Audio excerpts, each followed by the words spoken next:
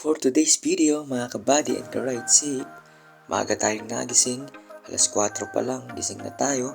Dahil ngayon ay linggo, day off pa rin natin, wala tayong pasok sa trabaho, tayo ay mag-iigib ng tubig.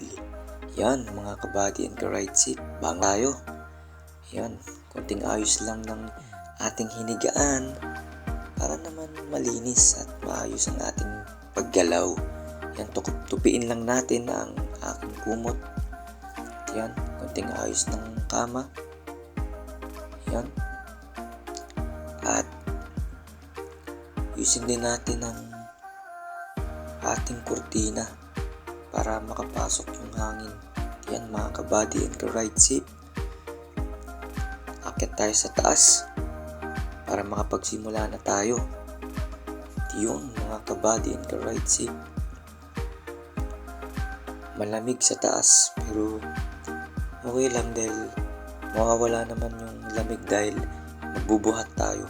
Yan mga kabady and ka-right seat. Usually madalas ko namang ginagawa yan pag walang pasok. Yan, ganda ng sa taas mga kabady and ka-right seat. Madilim pa, malamig. Pero di natin siya masyadong mararamdaman dahil nga nagbubuhat tayo at nagkikilos. Yan, simulan na natin mga kabady and ka-right seat. Yung iba may laman na yan mga kabady. Siguro nag-igib na si mama kagabi. Kasi umaangat ang tubig mga kabady and ka-right seat tuwing alas 9 ng gabi. Tuwing umaga ng alas 7 ay nawawala na. Kaya kailangan talaga nating mag-igib para may magamit-gamit lang tayo, panghugas ng paa, kung ano-ano man. Di natin ginagamit yan mga kabady and ka-right seat sa pagsasaing dahil meron naman tayong tangke dun sa taas. Yan ay ginagamit lang natin kung gusto natin maglaba, magkusot-kusot at maglinis ng kung ano-ano man dyan. Yan mga kabady and ka-right seat, simulan na natin. Iban lang natin yung mga balde na yan para exercise na rin, pampapatak ng katawan dahil isang linggo tayong minsan lagi nasa office, malamig. Kaya mas maganda yung magkaroon din tayo ng oras para sa katawan. Yan mga kabady and ka-right seat, inom tayo ng kape. Pampagising lang mga kabady. Yan. Buhat uli. Igib. Inuin natin para may magamit tayo. Ayos mga kabady. Sarap sa pakiramdam yung minsan nagkikilos-kilos tayo para makaiwas sa stroke.